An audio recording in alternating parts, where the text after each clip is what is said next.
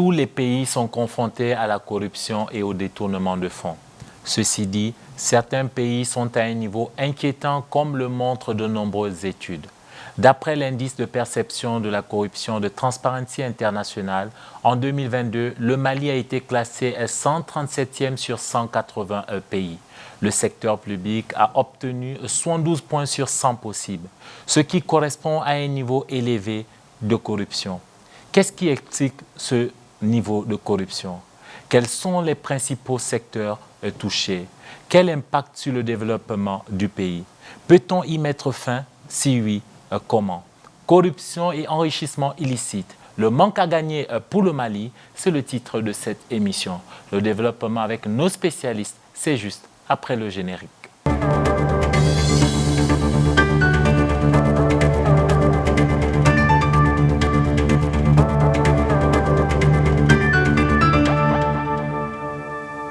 Bonsoir et merci de nous retrouver dans votre magazine bimensuel dédié aux entrepreneurs et aux différents acteurs de l'économie. Ce soir, nous parlerons de corruption et d'enrichissement illicite. Mais avant, je vous laisse découvrir le portrait de notre invité principal.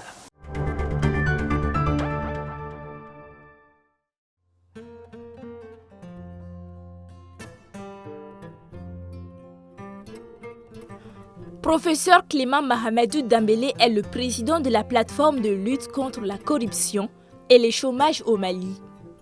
La plateforme qu'il dirige a été créée en 2019 et regroupe plus de 300 associations en réseau au Mali et à l'extérieur. Depuis 2022, M. Dambélé est aussi le président du mouvement d'Abakala, un regroupement de soutien et de défense des intérêts des paysans. En tant que chef d'entreprise, Professeur Clément Dambélé est depuis 2014 le directeur général du groupe Europa Réalisation, basé en France et aux États-Unis et intervenant dans les domaines du conseil et la communication politique.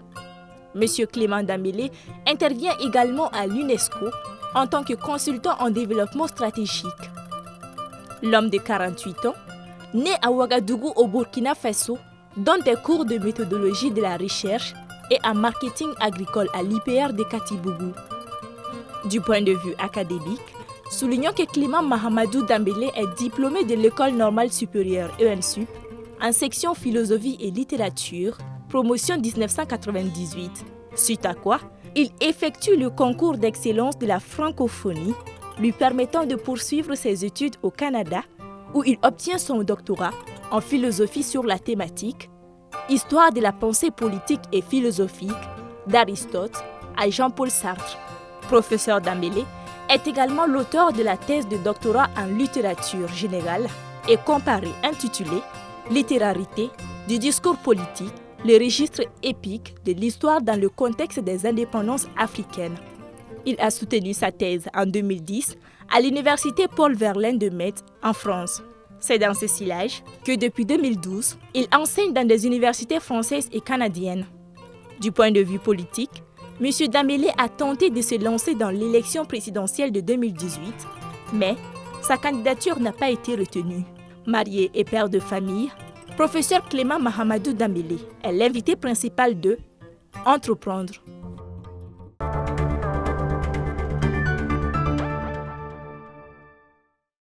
Vous l'avez compris, notre invité principal est professeur Clément Dambélé. Professeur Dambélé, bonsoir et merci d'avoir accepté notre invitation. Bonsoir, M. Amar. C'est moi qui vous remercie. Alors, comme cela a été dit dans votre portrait qu'on vient de voir à l'instant, vous avez plusieurs casquettes, mais aujourd'hui, on vous reçoit en tant que président de la plateforme de lutte contre la corruption et le chômage au Mali. Déjà, est-ce que vous pouvez nous en dire un peu plus sur cette plateforme? La plateforme, comme on vient de voir, c'est une plateforme qui regroupe plusieurs mouvements et associations qui ont des objectifs différents, mais qui se retrouvent dans une idéologie commune. Cette idéologie, c'est le Mali de demain, le Mali d'avenir, qui se construit dans le présent et qui se donne comme objectif de lutter contre la corruption et le chômage. Alors, vous voyez qu'il y a un lien entre la corruption et le chômage, parce que chaque fois que une personne vole la part de 100 000 personnes, c'est que les conséquences fait qu'il crée des millions de chômeurs derrière lui, donc des millions de pauvres, des millions de misères des millions de morts derrière. Donc la corruption n'est pas seulement le détournement de l'argent ou du fonds public, la corruption est un acte criminel qui a des impacts sur le développement humain, économique, social, culturel. Partout où il y a la corruption, où il y aura la vulnérabilité des sociétés, partout où il y a la vulnérabilité, il y a les guerres communautaires, il y a le conflit intercommunautaire, il y a le conflit interterritoriaux, il y a le djihadisme, le terrorisme. Tout repose donc en tout cas pour le cas du Mali. La corruption, en fait, permet, donc, favorise un certain nombre de choses, en tout cas négatives, c'est ça, dont l'insécurité aussi, c'est ce que vous voulez dire? Vous pouvez tout ramener. Vous allez voir, on va rentrer dans les détails. Tous les rapports que vous allez voir sur le Mali. Et c'est un défi que j'ai lancé. Tous les rapports de développement, depuis 1990 jusqu'à l'heure où je vous parle, tous ces rapports ont la même conclusion, que le Mali est l'un des pays les plus corrompus et c'est ce qui explique le développement, le sous-développement du Mali. Le problème du développement du Mali, le problème du Mali, que ce soit le djihadisme, que ce soit le chômage, que ce soit la misère, que ce soit le problème agricole, les mines, etc., etc., partout où vous allez faire le tour, vous allez tomber sur le même facteur, le même phénomène, c'est la corruption. Justement, vous me tendez la perche. Le Mali a ratifié plusieurs conventions et a créé plusieurs mécanismes de contrôle, mais la corruption poursuit son chemin. Regardez ce grand angle signé Marietou Diallo et Ibrahim Babi.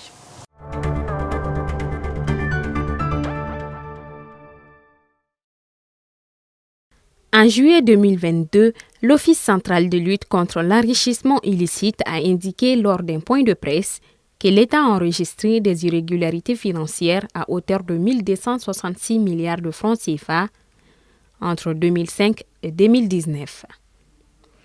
Quelques mois après, le rapport 2021 du Bureau du vérificateur général a été également rendu public. Sur 20 vérifications financières et de conformité, le BVG a constaté plus de 50 milliards de francs CFA de pertes pour l'État. La corruption et les détournements de fonds se manifestent à plusieurs niveaux de la société malienne. Les domaines dans lesquels on peut parler beaucoup de la corruption, ici on va parler du domaine de la justice, domaine de la santé, domaine de l'éducation. Même si tu n'as pas le niveau, si tu as un parent qui est bien placé au sein dans un service privé ou dans une administration, tu peux prévaloir à un poste à travers des voies de corruption. On a aussi la corruption à travers le concours. Ça, c'est une évidence. Depuis des années, on assistait à la corruption qui se manifeste dans les concours, que ce soit le concours de la magistrature et dans d'autres services.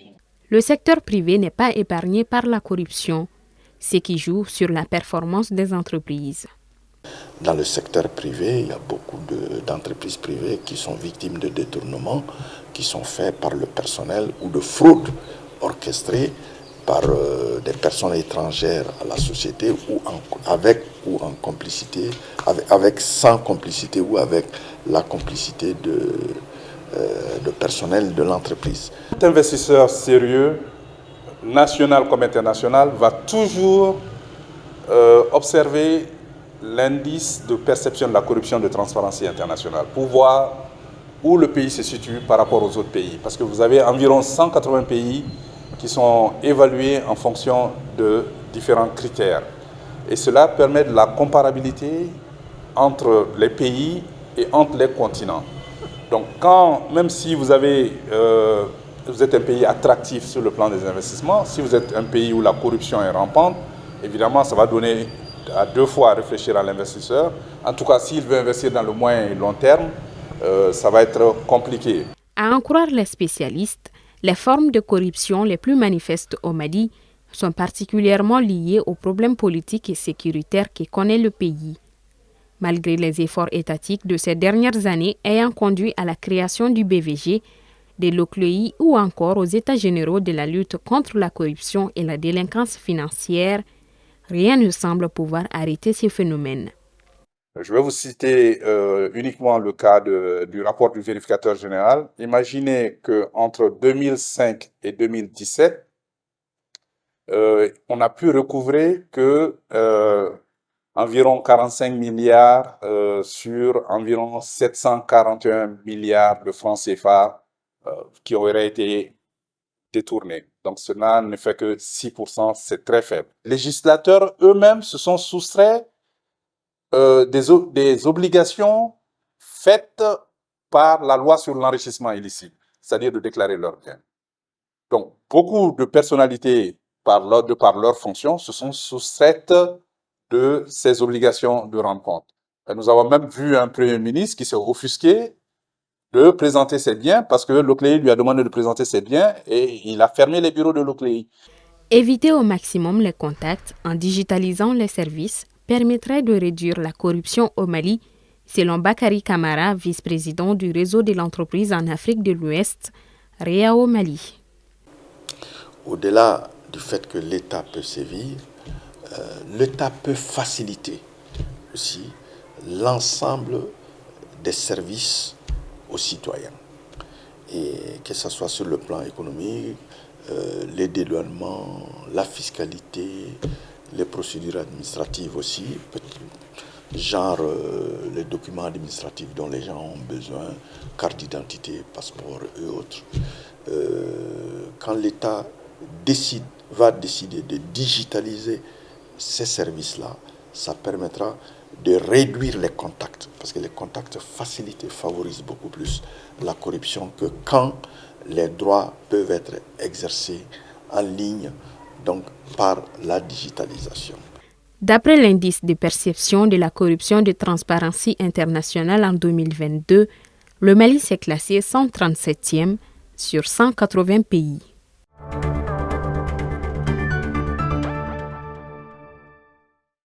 Nous allons bien sûr revenir sur certains points qui ont été évoqués dans ce grand angle, notamment la digitalisation pour réduire les contacts, peut-être un moyen de lutter contre la corruption. Vous nous en direz ce que vous en pensez.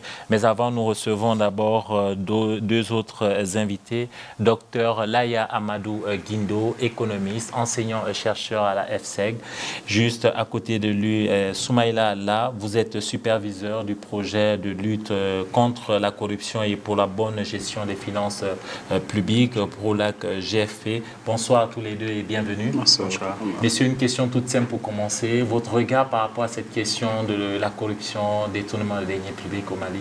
Monsieur Lan, on va commencer par vous. Merci beaucoup pour l'invitation. Le regard, je dirais, il est quand même assez critique. Critique en ce sens que la corruption de façon globale, si on décide de chiffrer, c'est plus de 1000 milliards. Sur l'échelle mondiale. À l'échelle mondiale, c'est plus de 1000 milliards. À l'échelle de quoi? De dollars. 1000 milliards de dollars, justement, à l'échelle mondiale. C'est entre 400 et 500 milliards de dollars en termes de fuite des capitaux, uniquement pour l'Afrique, et 100 milliards uniquement pour le Nigeria. La corruption, c'est également entre 25 et 35% du PIB. C'est ce que ça coûte aux États africains annuellement. Donc pour vous dire que, pour reprendre Kofi Annan, pour vous dire que la corruption, c'est vraiment le fléau du siècle et le fléau qui empêche véritablement tout développement dans une nation. Au Mali, pour le cas du Mali, nous avons un cadre substantiel qui est assez, on va dire, porteur, assez éloquent, avec des textes, des conventions qui sont ratifiées. Vous avez à l'échelle internationale des conventions des Nations Unies, à l'échelle continentale des conventions de l'Union africaine, des protocoles de la CEDEAO, des actes... Mais malgré tout ça, et sur le plan interne, des dispositifs juridiques qui sont là, mais avec tout ça, la tendance ou la pratique a pignon sur lui. Donc on est en droit de se questionner sur la pertinence de ces dispositifs. Justement, on va se questionner, on va s'interroger sur cette pertinence-là. Professeur Guindo, le Mali n'est pas une exception en termes de corruption. Non, pas du tout. Le Mali n'est pas une exception. D'ailleurs, même le Mali, c'est l'un des prototypes, l'un des bons exemples des pays les plus corrompus en Afrique et au monde. Ça, c'est assez clair. Au Mali, on a tellement de services de contrôle administratif, contrôle financier, audit interne, audit externe. Il y en a tellement, mais malgré, la corruption augmente dans les publics ainsi que dans les privés. Ce qui fait que vous voyez, tout récemment, on vient de nous proposer une Cour des comptes. Parce que par le passé, c'est la section des comptes qui était appelée à gérer tout ça. Alors, plus de 10 000 dossiers, ce qui fait 10 fois l'effectif du personnel de la section des comptes, il ne peut pas. Donc ce qui fait qu'on va en parler, par le temps, le taux de recouvrement, lorsqu'on découvre qu'il y a des malversations, des manques à gagner, des sommes qui ont été détournées, on a de la peine à récupérer ça parce que les agents en charge de faire ce travail, ils n'ont pas tous les moyens ou bien il y a des choses qui font qu'on n'arrive pas à recouvrer à hauteur de souhait toutes les sommes détournées. Donc le Mali, c'est vraiment l'un des pays en Afrique où le taux de la corruption est le plus élevé.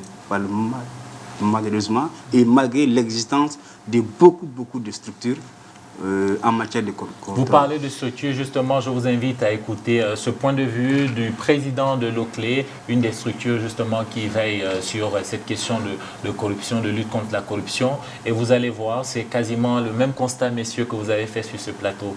On écoute.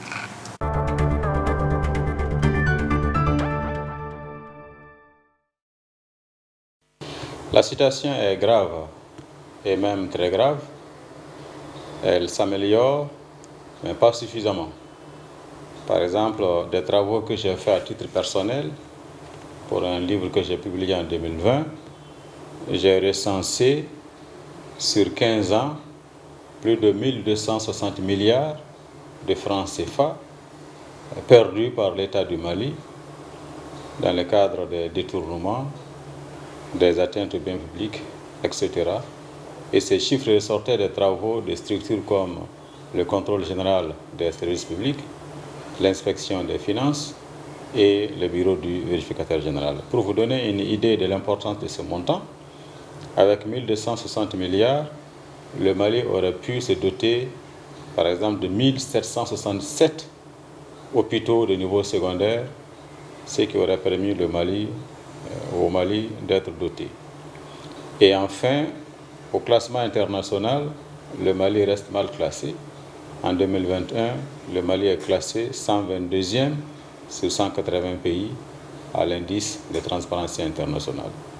Alors, pour l'OCLEI, strictement de 2019 à 2022, nous avons transmis à la justice 23 dossiers contre donc 23 personnes qui sont mis en cause pour environ 24 milliards de francs CFA, en moyenne, donc chacun plus de 1 milliard de francs CFA.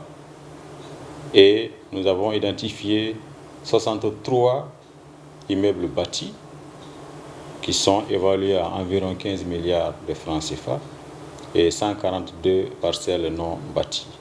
Ces dossiers-là sont devant la justice et selon une citation qui nous a été faite par le procureur de la République, la plupart des dossiers sont avancés dans le traitement.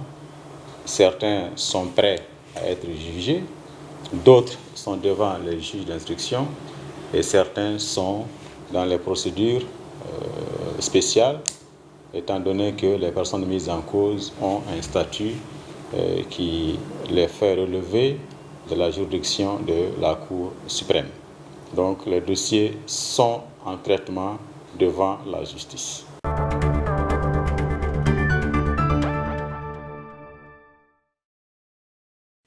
D'après le président de l'OCLEI, en 15 ans, plus de 1260 milliards de francs CFA d'irrégularités financières. Lui-même, il explique qu'on aurait pu construire avec cet argent 1767 hôpitaux de niveau secondaire. Dans une autre communication qu'il a donnée en juillet 2022, il disait qu'on pouvait construire 264 hôpitaux de haut standing, 42 ponts, des écoles, des infrastructures publiques. C'est dire que cet argent aurait pu servir au peuple.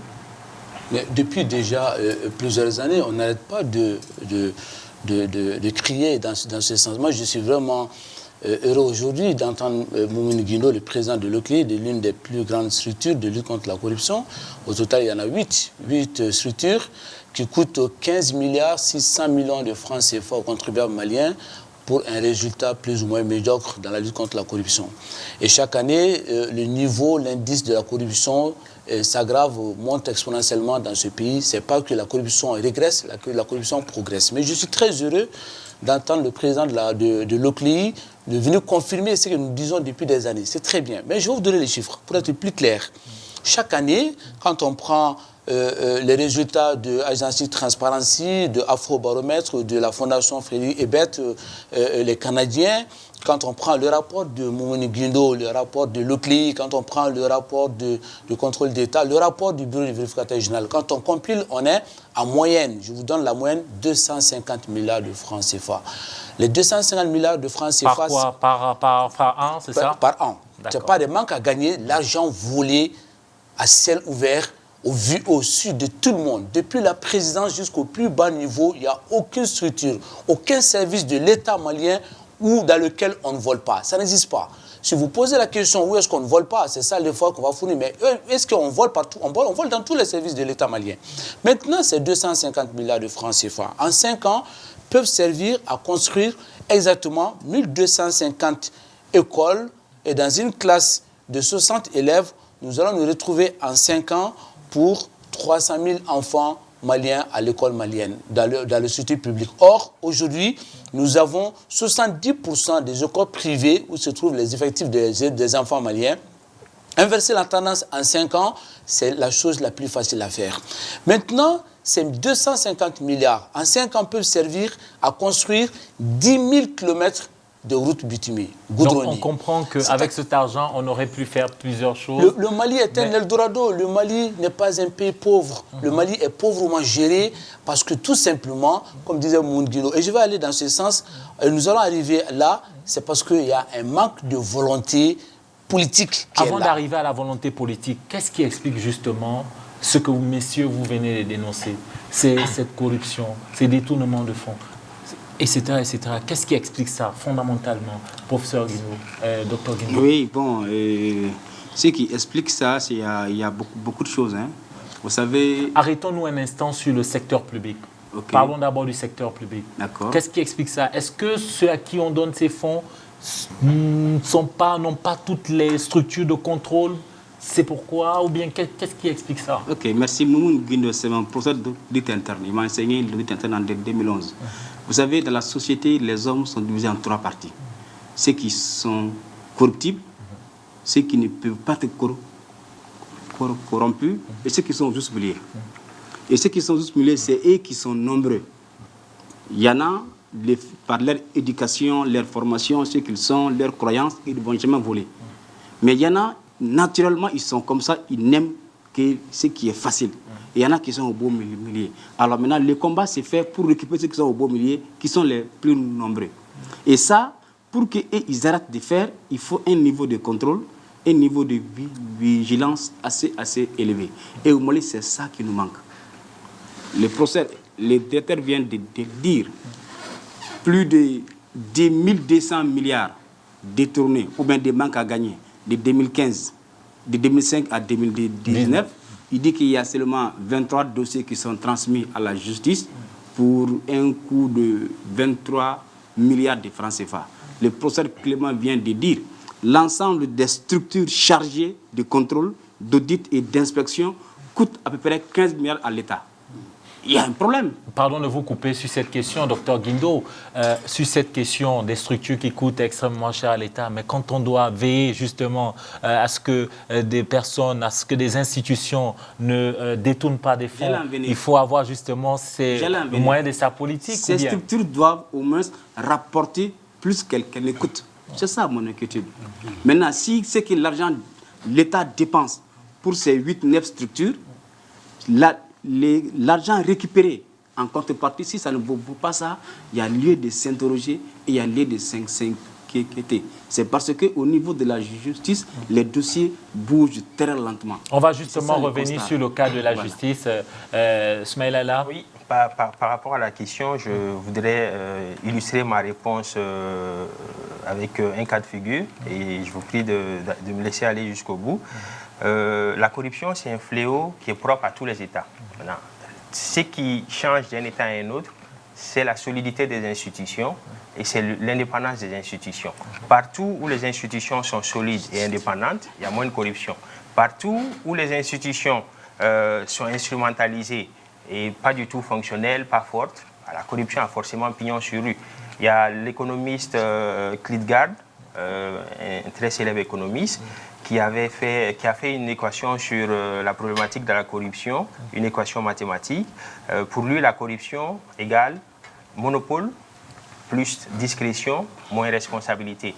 Partout où vous avez quelqu'un qui a un monopole, cette personne est tentée. Partout où vous avez quelqu'un qui a un pouvoir discrétionnaire, cette personne est tentée. Donc la solution pour lui, c'est de faire en sorte qu'il y ait moins de monopole, moins de discrétion lorsqu'il s'agit de prendre des décisions ou lorsqu'il s'agit de mettre des gens à des postes de responsabilité. Augmenter les responsabilités tout en diminuant le monopole et le pouvoir discrétionnel. Ça, c'était l'illustration. Deuxième aspect, pour moi, deuxième cause qui fait que la corruption a encore de beaux jours devant elle au Mali, c'est la justice. Si vous prenez le dernier sondage d'opinion Malimed de la Fondation Frédéric Ebert, plus de 90% des Maliens ont estimé que la justice malienne est corrompue. Et la justice, normalement, est censée être l'instrument qui permet de mettre fin à la corruption en sanctionnant. Rassurer tout le monde. Exactement. Si cette même institution est considérée comme corrompue, la solution, elle ne peut pas être au rendez-vous. Donc, les Maliens n'ont pas forcément confiance en la justice. On va voir cette autre donnée qui nous amène toujours à parler d'irrégularité financière, pour l'appeler ainsi. Le rapport 2021 du Bureau du vérificateur général, qui a été rendu public fin 2022, parle de 50 milliards de francs CFA après 20 vérifications financières et de contrôle. Les services qui ont été concernés, ce sont donc les services centraux, les organismes personnalisés, les collectivités territoriales, la politique publique et la gestion de fonds Covid-19. Professeur Dembélé.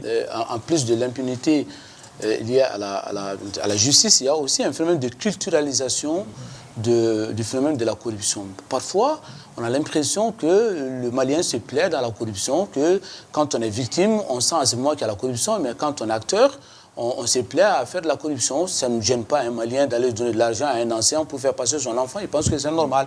Mais quand son enfant, on enlève le nom de son enfant sur la liste d'un concours, il pense que ce n'est pas normal. Donc il y a ces phénomènes de culturalisation. Quand un directeur d'un service central ou un ministre est nommé, c'est tous les villages qui viennent pour lui faire la bénédiction. Ça, c'est pas propre au Mali. Non, mais à quelque part, il y a la pression sociale. Je ne suis pas en train de justifier la corruption, je suis en train de dire que tant que nous continuons à diviniser, à déifier les responsables en pensant que le bien public se confond au bien privé, on ne s'en sortira pas. Mais la deuxième chose, ça nous amène à la profanation du bien public. Aujourd'hui, quelqu'un qui sort de l'argent nulle part, on va jusqu'à penser que parce qu'il a rencontré un diable quelque part, on invente une légende, on ne se pose pas la question minimale de dire comment il peut devenir milliardaire du jour au lendemain. Tout le monde s'est eu derrière lui parce que nous sommes dans cette sorte de schizophrénie à suivre quelqu'un parce qu'il a de l'argent. Et je termine là-dessus, et ça c'est très important, la politisation de la lutte contre la corruption.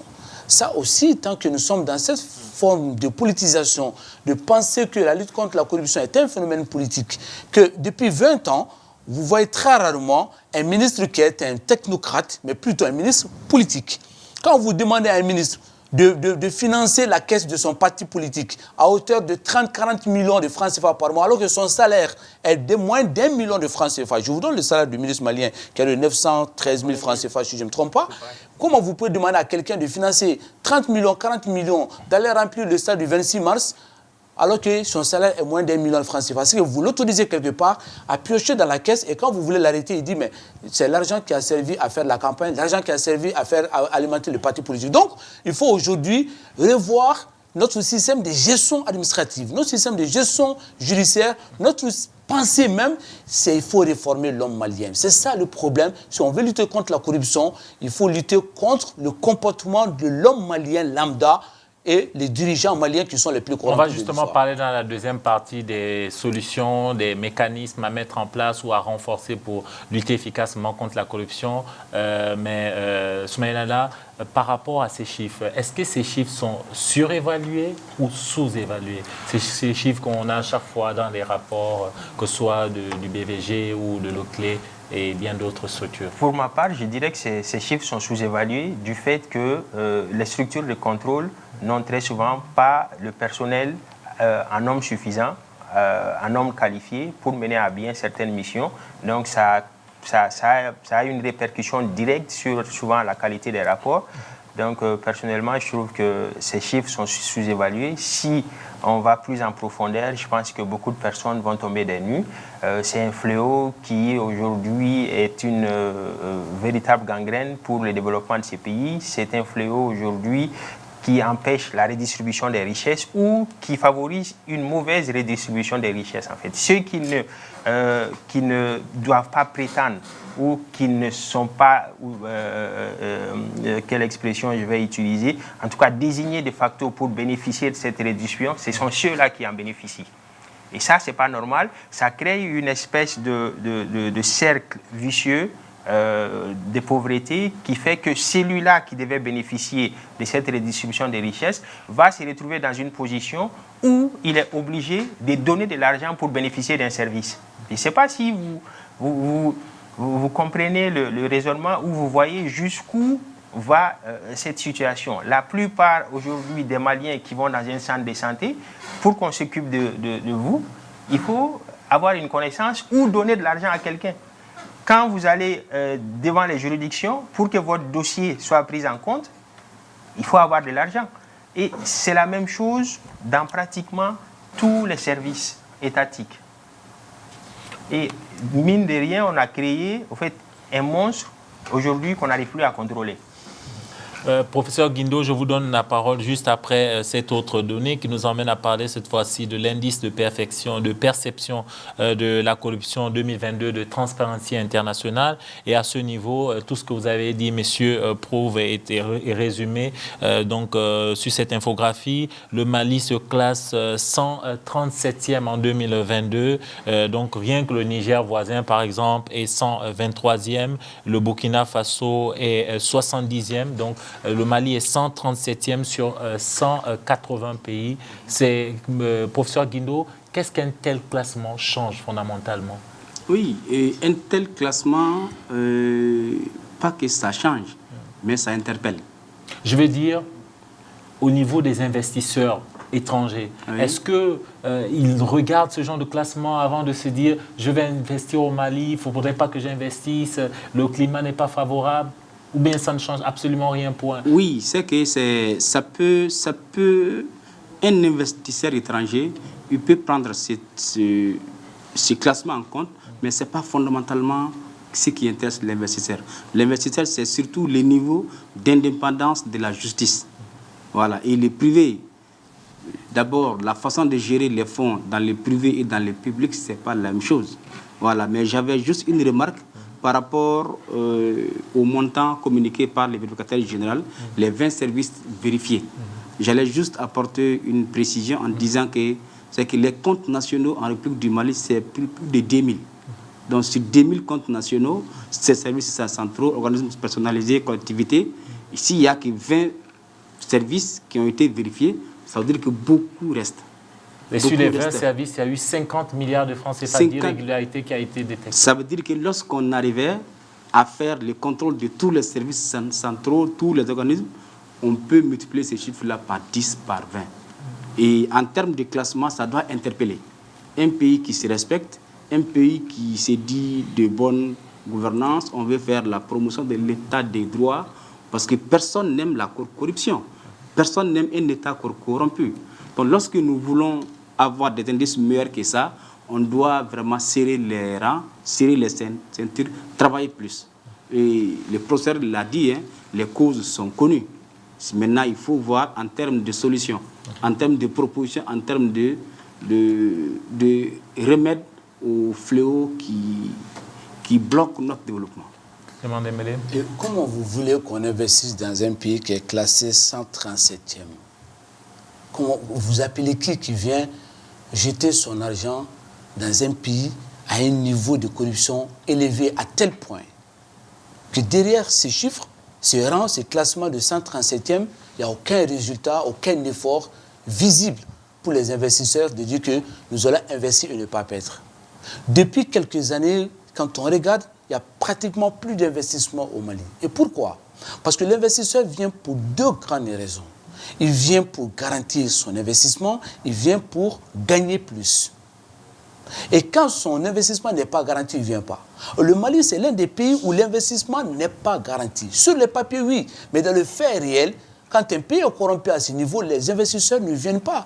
Et quand les investisseurs ne viennent pas, il n'y a pas la plus-value sur les ressources. Il n'y a pas la lutte contre le chômage. Il n'y a pas la lutte contre la pauvreté. Ça veut dire que tout simplement, ce pays se trouve complètement écarté, ce pays se trouve complètement laissé pour lui-même, à lui-même, et cela provoque un choc économique, donc culturel, donc humain, donc démographique. Nous sommes pleinement dans ces cas de figure, ce qui montre que les conséquences de ces chiffres-là sont tellement énormes que nous devons prendre des mesures très sérieuses. Maintenant, pour revenir à ces chiffres de 50 milliards, oui, c'est sous-évalué si on fait un calcul qui n'est vraiment pas mathématiquement réel.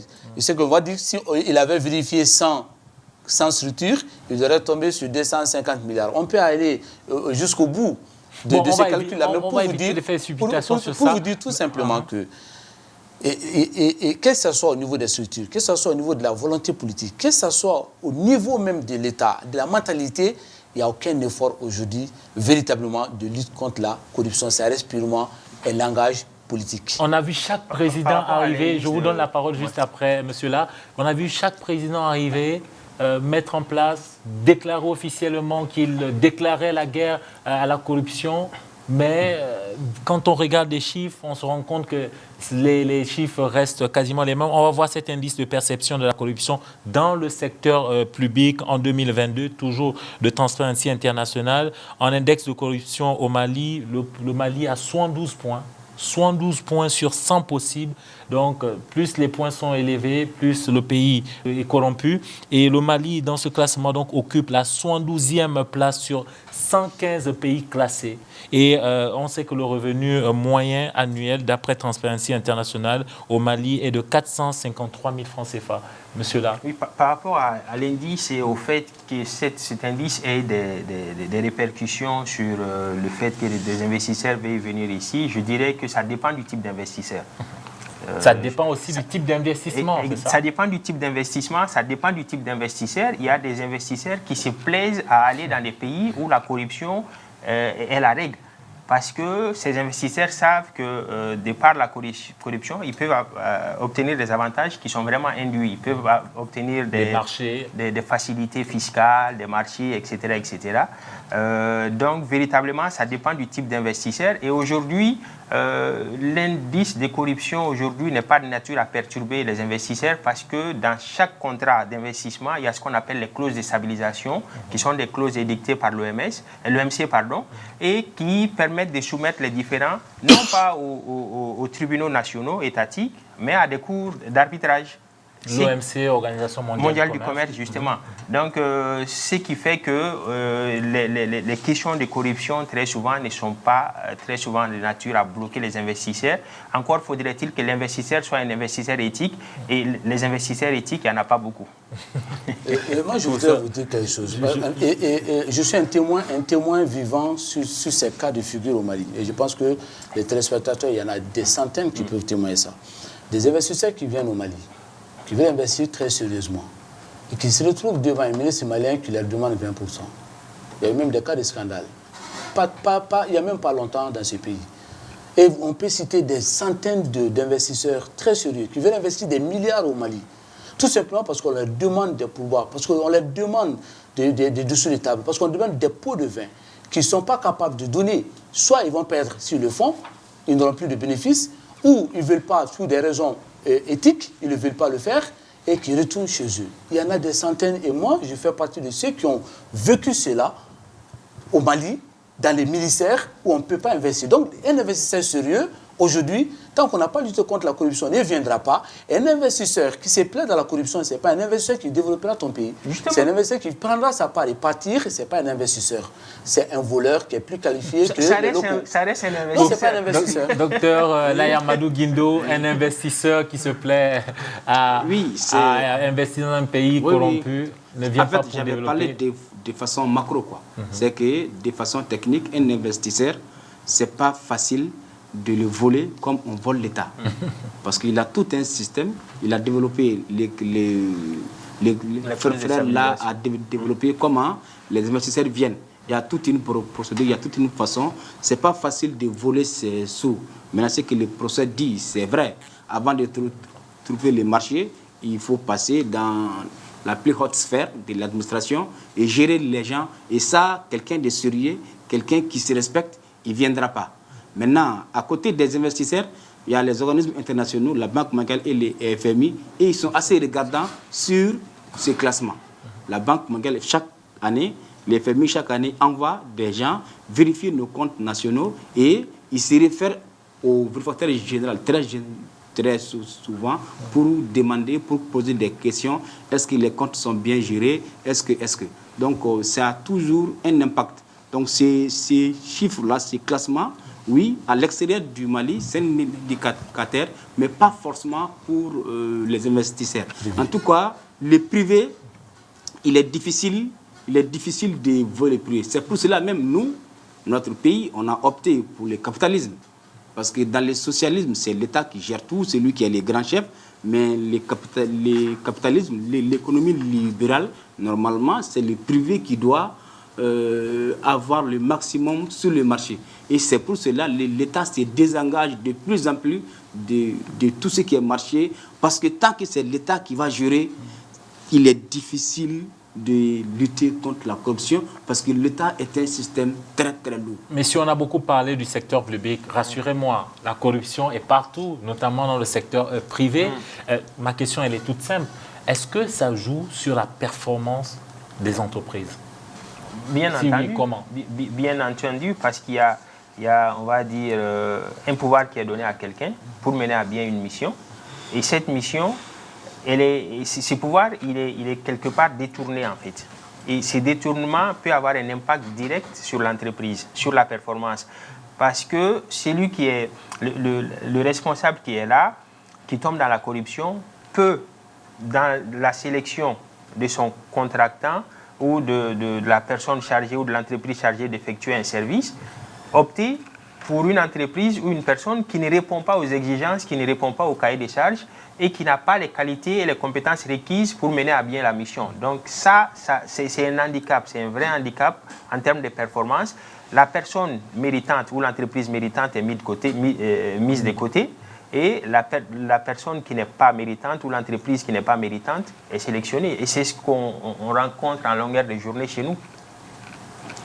Oui, Amar, si l'État débourse 10 milliards pour prendre en charge, pour entretenir les services de contrôle, c'est parce que c'est important. Sinon, l'État n'allait pas faire ça.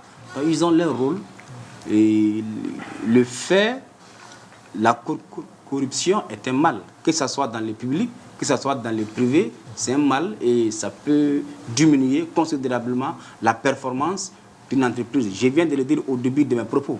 Il y a des gens, ils ne sont pas corruptibles. Mais il y en a qui, en fonction du niveau, du degré de contrôle et de la justice, peuvent basculer parmi les gens qui sont corrompus. Et là, si le contrôle n'est pas conséquent, ils peuvent alourdir, agrandir le camp des corrompus. Il nous reste quelques secondes avant de boucler cette première partie. Moi, je vous donne deux exemples très rapidement.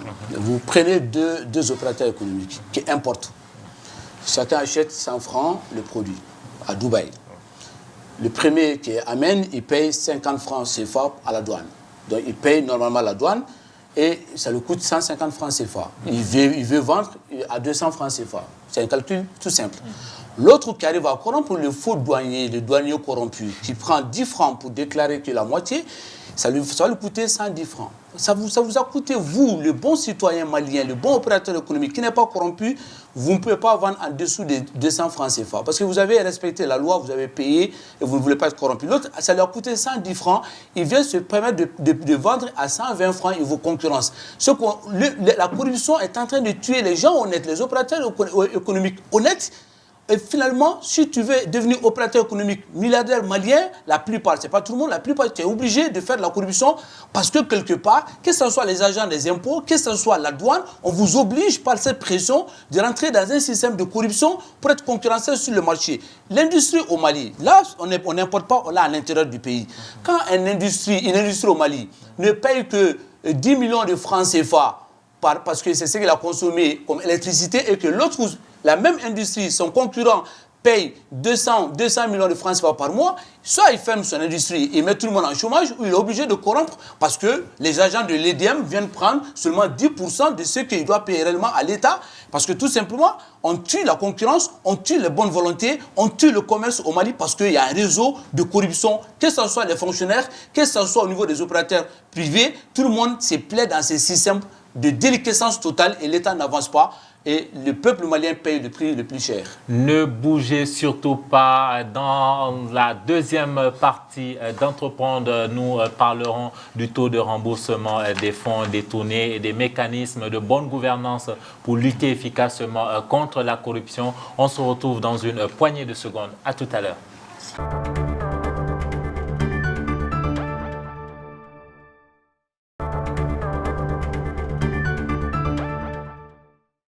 Merci de nous retrouver dans cette seconde partie d'Entreprendre. Je vous rappelle que notre thème ce soir est corruption et enrichissement illicite, le manque à gagner pour le Mali.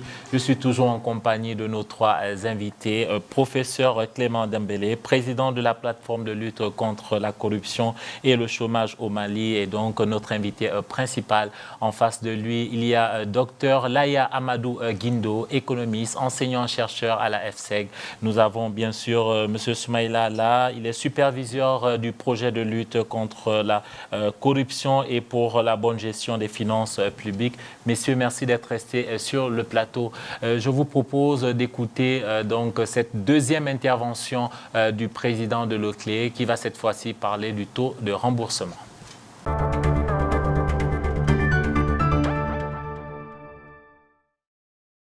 Le taux de remboursement est plutôt faible et nous devons travailler à l'améliorer. Pour le CLEI, à cette date, nous ne pouvons pas dire qu'il y a eu un remboursement devant la justice. Nous avons pu avoir des montants qui ont été justifiés pendant nos dossiers. Nous avons transmis à la justice la citation de 28 immeubles qui ont été saisis provisoirement par les juges d'instruction. Il y a donc 28 maisons qui sont saisies conservatoirement par la justice. Et ces 28 maisons valent environ 7 milliards de francs CFA. De manière plus générale, selon le ministère de la Justice et des Droits de l'Homme, de 2018 à 2022, il y a eu 386 dossiers de détournement des biens publics qui sont en instance de jugement devant les différentes juridictions du Mali. Et cela pour environ 310 milliards de francs CFA. Sur ces 310 milliards, le ministère de la Justice a évalué à 67 milliards le montant recouvré ou le montant auquel les personnes ont été condamnées par les cours d'assises. C'est pourquoi nous estimons que les recouvrements doivent s'améliorer parce que pour que la lutte contre la corruption soit efficace, il faudrait que les personnes mises en cause le ressentent dans leur portefeuille. Comme j'ai dit, il faut frapper les intéressés sur le portefeuille. Ceci a un effet dissuasif important.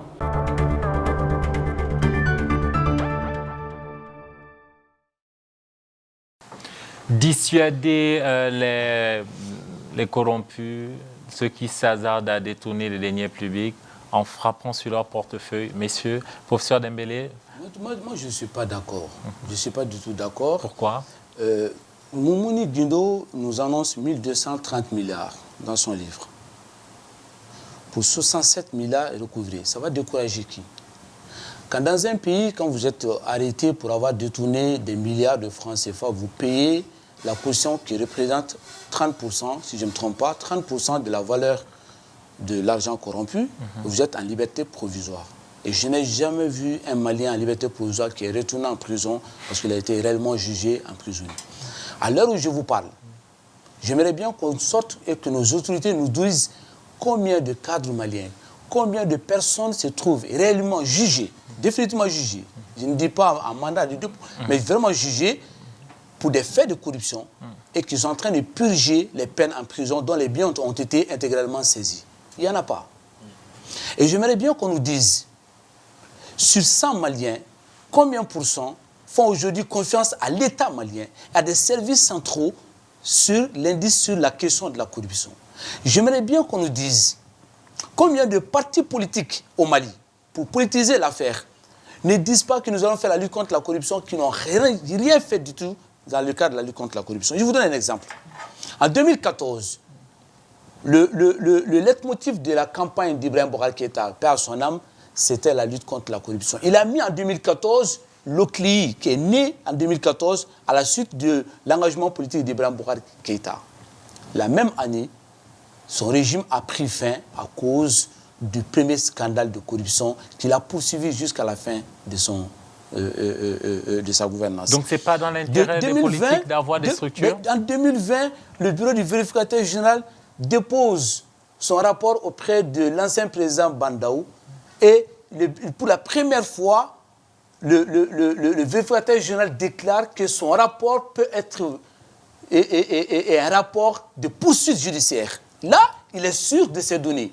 Il est sûr, il déclare, il dit, je suis tellement sûr de mon enquête qu'on peut poursuivre tout ce qui se trouve dans ces rapports. Alors, je vous parle, il n'y a pas une personne qui a été poursuivie, en tout cas publiquement, on ne le sait pas. En 2022, le même vérificateur revient encore sur les mêmes propos en disant, mon rapport est là, à l'heure où je vous parle, personne n'a été poursuivi. L'année dernière, la CMDT a perdu plus de 300 milliards de francs CFA. À l'heure où je vous parle, pas de poursuite, rien. Pourtant, on déclare la CMDT comme étant une lanterne de l'économie malienne. Et je peux continuer là-dessus pour vous dire que... Pour comprendre le fond de votre pensée, qu'est-ce que vous voulez dire par cette série d'énumérations? Je vais dire tout simplement que s'il y a la corruption au Mali, ce sont les dirigeants maliens. Le Mali n'a pas encore la chance d'avoir des dirigeants qui ont la vraie volonté, qui sont déterminés à lutter véritablement contre la corruption. Nous avons 3 fois plus de lois que la France, que à peu près 20% des pays du nord de l'Europe, qui sont des références dans la lutte contre la corruption. Nous avons tous les outils de lutte contre la corruption en termes d'institutions. Nous avons 8 structures qui nous coûtent 15 milliards 900 millions de francs CFA. Nous avons des technocrates, nous avons la loi. Tout ce qui manque, c'est de dire maintenant, allons-y. Faisons véritablement la lutte contre la corruption et faisons en sorte que ce ne soit pas des vains discours, mais que ce soit une véritable volonté par l'implication réelle de nos dirigeants en entraînant le peuple. Le poisson pourri par la tête, le problème c'est que le Mali n'a pas encore, à l'heure où je vous parle, un dirigeant capable de faire face à ces cancers qui est en train de détruire, de tuer l'être malien dans son fondamental. Ça continue à détourner, si je peux le dire ainsi, mais le taux de remboursement reste moindre. Je ressens une certaine aporie dans les propos du docteur Moumouni Guindo. Pourquoi? Quand il dit il y a des saisies conservatoires, et après il dit il y a des condamnations par des cours d'assises, tout comme le professeur, jusque-là, je n'ai entendu aucun cas de corruption avérée qui a fait l'objet d'un jugement définitif. Je n'en ai pas eu cas. Quand on s'amuse à créer des institutions de contrôle et qu'après on rate les couches par peut-être perfidie politique, vous avez l'OCLE par exemple qui est censé recouvrer, en tout cas mener des enquêtes pour découvrir les montants indûment, etc., etc. Quand vous avez cet organe qui est là, mais qui ne dispose pas d'un parquet, vous les tuez dans l'œuf. Vous avez au Burkina l'équivalent de l'OCLE, qui est une structure unique, l'autorité supérieure de contrôle d'État et de lutte contre la corruption, CLC, un truc comme ça, qui non seulement est les services de contrôle par excellence, mais est également les services étatiques qui luttent contre la corruption et qui disposent d'un parquet. C'est-à-dire que le dossier ne quitte pas un point A pour tomber au niveau d'un point B. Le problème de l'OCLE aujourd'hui, c'est que les personnes qui montent les dossiers, qui instruisent les dossiers, ne sont pas les personnes qui ont le dernier mot sur le dossier. L'OCLE transmet les dossiers au pôle économique et très souvent, qu'est-ce qui se passe au pôle économique? Vous avez des juges qui n'ont pas les compétences en matière de crimes économiques, qui n'ont aucune compétence.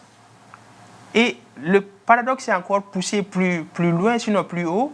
L'État, avec l'appui des partenaires, a appuyé sur plusieurs mois les pôles économiques en termes de formation, en termes de renforcement des capacités des agents. Et lors du dernier, du dernier décret portant mutation des magistrats, etc., tous ceux qui étaient au pôle économique sont partis. Il y a de nouveaux magistrats qui vont venir, qui ne sont pas outillés. Donc la formation n'a pas bénéficié aux Justement, personnes qu'il fallait. Donc, pour dire que la volonté politique, comme le dit le professeur, elle n'est pas là, elle n'a jamais été au rendez-vous. Et tant que cette volonté politique, elle n'est pas là, la lutte contre la corruption sera une lutte vaine. Alors, je rappelle qu'on a invité donc l'OCLE, particulièrement le président de l'OCLE, mais pour des raisons d'agenda, donc il n'a pas pu être sur ce plateau et répondre à toutes vos interrogations, mais il nous a donné une interview. On a d'ailleurs invité également le bureau du vérificateur général. Là aussi, notre demande est restée vaine.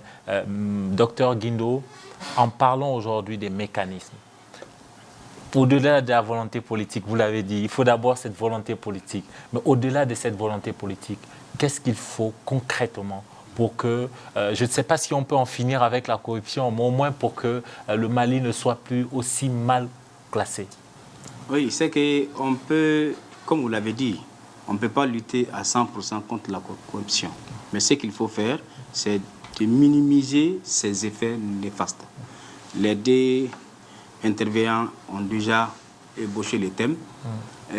En termes de solutions, en termes de recouvrement, le Mali, on a beaucoup de difficultés. Parce que vous savez, tout récemment, ils viennent de proposer la Cour des comptes.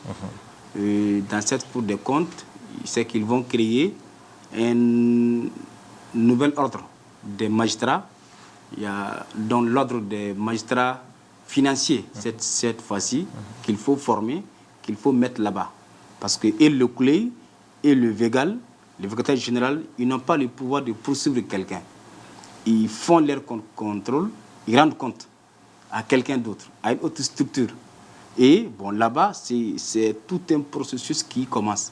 Et au Mali, on sait si quelqu'un est pris, s'il est laissé en liberté provisoire, ça c'est pour ne plus revenir.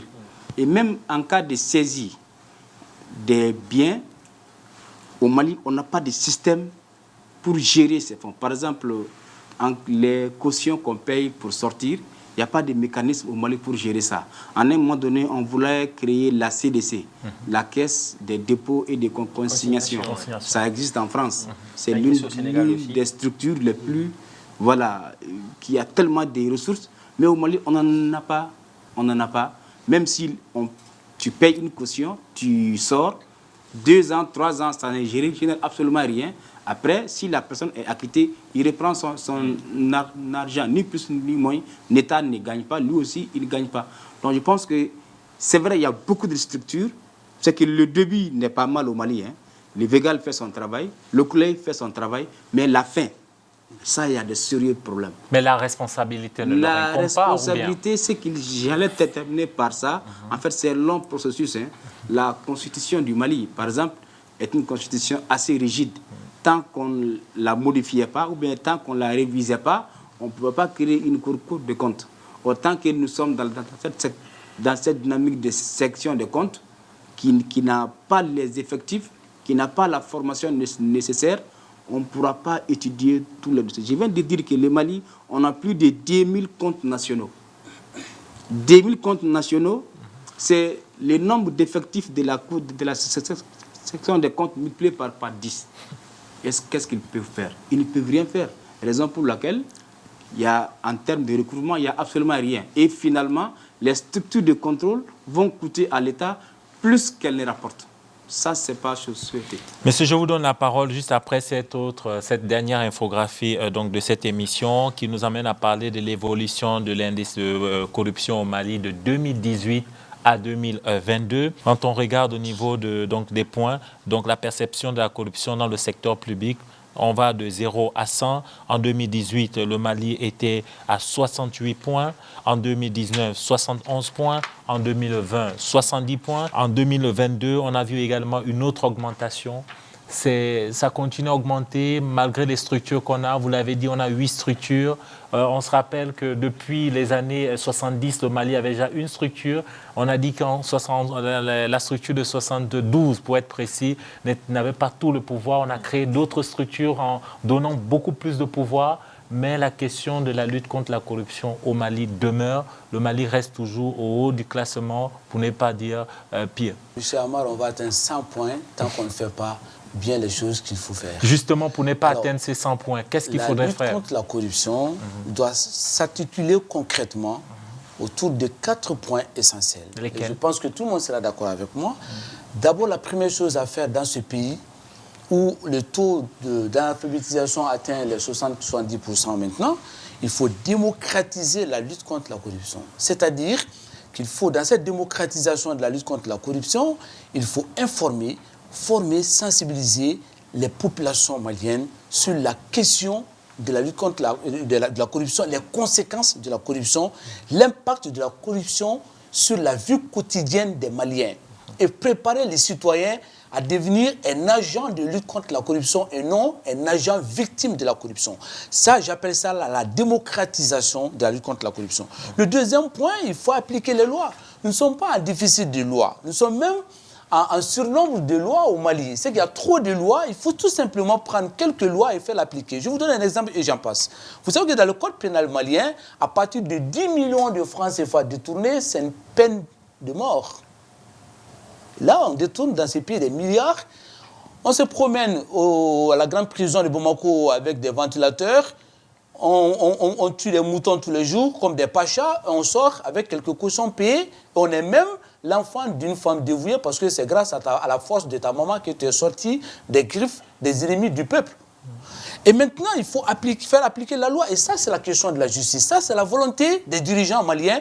Aujourd'hui, sur le président Assimi Goïta, dit l'année dernière, la CMDT a perdu plus de 300 milliards. Je veux savoir le responsable. Comment se fait-il que les 300 milliards disparaissent? Et je veux la personne demain matin en prison, la loi sera respectée. Il faut montrer l'exemple, c'est ça qui manque. Maintenant, la troisième chose, c'est qu'il faut, si vous voulez, centraliser les structures de la lutte contre la corruption. Il a évoqué, quand l'OCLEI fait les enquêtes, l'OCLEI envoie à la justice, le pôle économique mène l'enquête, peut faire le mandat, mais le jugement c'est ailleurs. Il faut centraliser tout ça, il faut donner une plus-value à la lutte contre la corruption. Il faut rentabiliser. On n'a pas besoin de 15 milliards 900 millions. On a besoin réellement, nous on avait fait le calcul dans ma plateforme, on a besoin chaque année de 3 milliards de francs CFA pour lutter contre la corruption à hauteur de 60-70%. Pour terminer, il faut digitaliser notre système de gestion administrative, financière, judiciaire au Mali. Il faut diminuer le contact physique avec l'argent. Il faut mettre en place un système de digitalisation qui fait que lorsqu'il y a un jugement, tout le monde voit le résultat. Il faut aujourd'hui multiplier le contrôle, les audits par le système de digitalisation. Quand un ministre a un budget, il faut que lorsque vous êtes en Australie et Malien, vous pouvez avoir accès à ce qu'il a dépensé, etc. Il faut finir avec l'opacité des dépenses publiques, soi-disant souvent secret d'État, secret de défense, etc. etc. C'est du leurre, c'est du mensonge, c'est un nid de corruption dans ces pays. Il faut de la transparence. Même il n'y a pas de secret d'État face à la corruption. Il faut que tout soit transparent dans ce pays. C'est ce qui nous manque au Mali. Et tant qu'on continuera cela, le Mali va piétiner, on va atteindre les 100 points. Nous serons le pays le plus corrompu du monde. Très bien. On va justement voir ce cas d'école. Si nous sommes informés donc, des cas de corruption, de détournement et tout ça, c'est parce qu'il y a certaines structures qui sont là, qui jouent leur rôle. C'est le cas du bureau du vérificateur général. Déjà 20 ans, c'est notre cas d'école.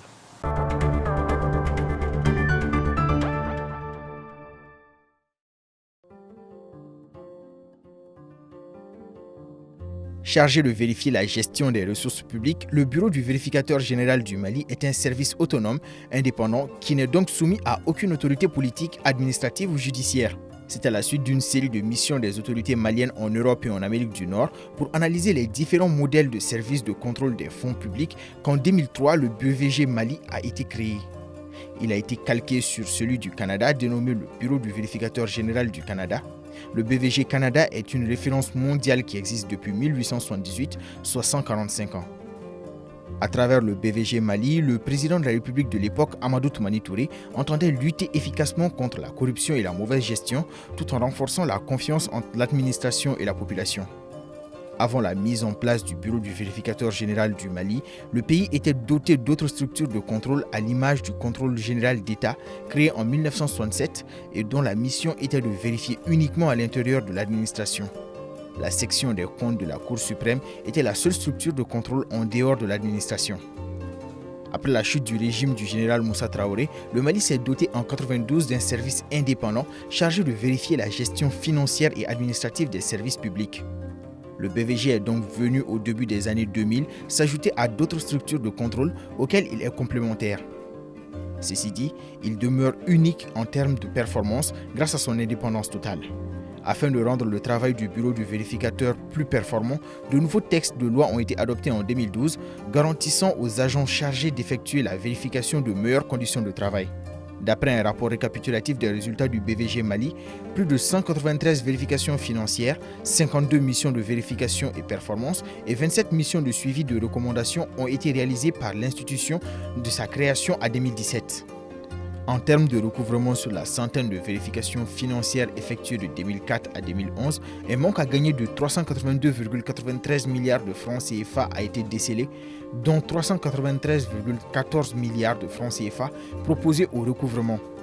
À cela s'ajoute, pour la période 2012-2015, un montant de 6,2 milliards de francs CFA représentant des recouvrements, des remboursements ou des régulations sur les dossiers. A noter que Sidi Soso Diarra a été le premier vérificateur général de 2004 à 2011, suivi d'Amadou Ousmane Touré de 2011 à 2018 et enfin de Samba Alhamdou Babi, actuel Végal en fonction depuis 2018.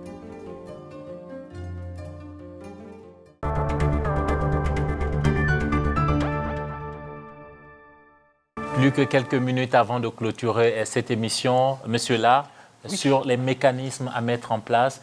Professeur Dembélé parlait de digitalisation, comme ça a été dit également dans le reportage. C'est l'une des solutions, digitaliser par rapport aux services publics, en tout cas digitaliser les services, éviter les contacts pour réduire les cas de corruption. Digitaliser, oui, ce serait une très bonne chose, mais sauf que le défi de la digitalisation se heurte à ce qu'on appelle la fracture numérique. Tout à fait. Il y a l'accès universel qui n'est pas au rendez-vous, qui fait que sur des larges pans du territoire, les gens n'ont pas accès au téléphone, a fortiori une connexion Internet. Les gens n'ont pas accès aux moyens qui leur permettent d'être dans cette digitalisation. Justement, les structures de l'État qui sont dans certaines localités ne sont pas outillées pour être dans cette digitalisation. Donc, les préalables avant d'aller à cette digitalisation, c'est de réduire cette fracture numérique, c'est de faire que l'accès universel soit une réalité. Ça, c'est le préalable. En termes de mécanismes, je pense qu'il faut cultiver la culture de la transparence. On ne l'a pas au Mali. Il y a énormément d'opacité dans la gestion des affaires publiques. Il faut vraiment cultiver. Et ça, c'est fait à DCN. Et pour moi, le mandat politique, il est corrompu. Je le dis pourquoi. Vous avez quelqu'un qui veut se faire élire. Qui finance les campagnes au Mali? La quote-part de financement que l'État accorde aux partis politiques est une goutte d'eau dans l'océan en termes de financement d'une campagne politique. C'est les opérateurs économiques qui financent, c'est des mafias qui financent, c'est des proches des hommes politiques qui financent. Et après, il y a forcément un retour de l'ascenseur. Le mandat, il est encore corrompu. Pourquoi? C'est les électeurs, les citoyens, peut-être qui, par nécessité, par méconnaissance, prennent de l'argent pour voter pour des mafieux, pour des personnes qui sont corrompues jusqu'à l'os. Et quand ces personnes se retrouvent au sommet de l'État ou dans des instances de prise de décision, soyez sûrs que ces personnes continueront de plus belle avec la corruption et feront en sorte qu'il n'y ait pas de mécanisme sain qui puisse les empêcher d'être corrompus ou d'avoir la part belle en termes de détournement des deniers publics. Donc, je pense qu'il faut quelque part moraliser le financement des campagnes politiques. C'est hyper important que chaque centime déboursé soit traçable, que chaque centime soit justifié. Et à partir de là, on peut espérer avoir des hommes vertueux qui se retrouvent dans des instances de prise de décision et qui vont prendre des décisions qui seront de nature à réduire cette corruption. Je donne un exemple. Le professeur l'a dit rapidement, je vais le dire rapidement. Lorsque vous avez le premier responsable, qui est le président de la République, qui dit à un ministre, je veux tel résultat par rapport à telle question d'ici à 6 mois. Si le résultat n'est pas là, je te démets de tes fonctions. Soyez sûr que les résultats seront là au bout de 3 mois. Pour dire que c'est véritablement une question de volonté politique. La volonté politique, est-ce qu'elle n'a pas commencé en mettant déjà ces structures-là en place? Oui, ce que moi j'ai envie de dire, c'est qu'en termes de corruption, s'il y a de la corruption, il est toujours difficile de situer les responsabilités et punir les gens. Ce n'est pas facile. Parce que les gens, très souvent, c'est le système qui fait qu'il est difficile de situer la responsabilité. Alors, pour éviter ça, il faut tout faire pour empêcher la corruption, pour empêcher les détournements, pour empêcher les vols. C'est beaucoup plus facile d'empêcher que s'il y a mal, après chercher à récupérer ou corriger. Donc chez nous, très généralement, vous allez voir, dans nos services publics, il y a très peu de structures. Là où il y a un manuel de procédure en bonne et due forme, les textes sont clairs. Non, on gère les choses au jour les jours. Et maintenant, les jours où le service de contrôle débarque, c'est un problème. C'est illégalité sur irrégularité. En amont, si on arrive à gérer ça, mettre des référentiels de contrôle interne, mettre des services de lutte interne, mettre des manuels de procédure, ça peut diminuer beaucoup de choses. En aval, il faut que la justice joue son rôle. C'est extrêmement important. Parce que si quelqu'un est soupçonné, si quelqu'un a été indexé par les services de contrôle, s'il n'y a rien après, ça encourage. Et c'est ça le danger. Pour éviter ça, il faut que la justice fasse tout pour que s'il y a un dossier de corruption à son niveau, qu'elle fasse tout pour que la personne soit interpellée et qu'il rembourse. Et nous, au Mali, ça, je pense qu'à ce niveau, le bas blesse. Les gens, trêvent aux heures, honnêtement, ils volent. Après, ils sont en prison, 1 mois, 2 mois, ils ressortent. Messieurs, tu nous ne sais avons pas 30 comment secondes. ils sont ressortis. 30 secondes pour conclure. Malheureusement, on a dépassé le temps. Allez-y. Voilà, justement, juste pour dire que le contrôle a priori, il existe depuis quelques années, mais n'a pas porté ses fruits. On a essayé d'être dans la prévention avec l'institutionnalisation des contrôles financiers. Mais aujourd'hui, les contrôleurs financiers, pour la plupart, sont les plus corrompus dans les ministères et les directions. Même si elle a des difficultés, il faut un contrôle en amont quand même, mettre les systèmes, les pressions en place et demander à tout le monde de respecter ça. Maintenant, après, en aval, il faut que la justice soit indépendante et qu'elle joue pleinement son rôle. Maintenant, après, l'éducation a un rôle extrêmement important. Le professeur l'a dit. Chez nous, aujourd'hui, on se plaît dans la corruption. On n'a pas de problème. On dit, bon, tu es là, c'est pour 2-3 mois, hein, ou bien au plus une année, 2 ans. Si tu ne fais pas attention, ils vont te faire sortir de tes postes sans rien avoir.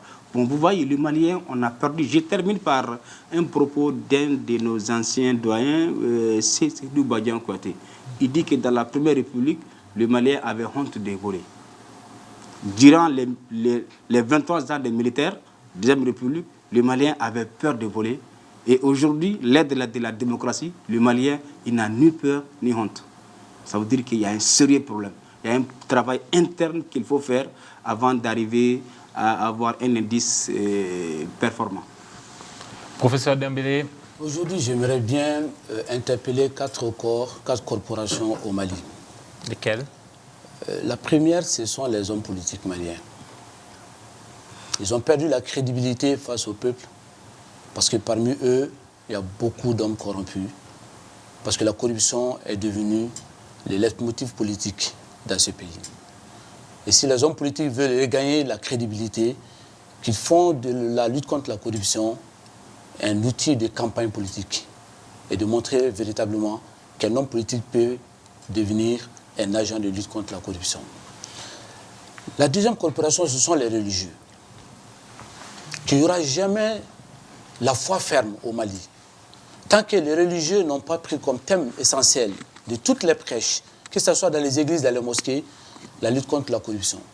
Pas simplement dire que ce n'est pas bien de voler, mais de montrer concrètement, d'avoir le courage de sortir des mosquées, de sortir des églises pour prendre le devant le peuple et condamner les hommes les plus corrompus publiquement. Ce courage des hommes religieux va raffermir la foi du peuple malien. On ne croira jamais fermement dans un pays d'injustice. Le troisième, ce sont les griots qui cessent de plébisciter, de montrer comme exemple les plus grands voleurs qui sont les enfants les plus bénis, qui sont les enfants des femmes les plus dévouées. Une femme qui a donné naissance à un voleur ne peut pas être une bonne femme dans ce pays. Une femme qui a donné naissance à un homme corrompu n'est pas une femme dévouée, c'est la maman d'un voleur. Il faut que les griots cessent aujourd'hui de crier les noms de ceux qui sont les plus grands voleurs qu'on les sache. Et je termine. En interpellant, nous les intellectuels, il faut que nous soyons comme ce que Nietzsche appelait le soin âpre. Avoir le courage, la rigueur de s'appliquer, d'appliquer sur nous-mêmes, d'avoir le courage de dénoncer la corruption dans nos actes, dans nos comportements, dans nos états d'esprit. Que ce soit en classe, que ce soit dans les bureaux, face à la politique, que l'intellectuel se comporte comme étant véritablement un antidote de la corruption dans ces pays. Et c'est possible, parce que les intellectuels, nous avons trahi, les griots ont trahi, les religieux ont trahi, les hommes politiques ont trahi, le peuple malien est aujourd'hui devenu un peuple orphelin qui cherche le chemin.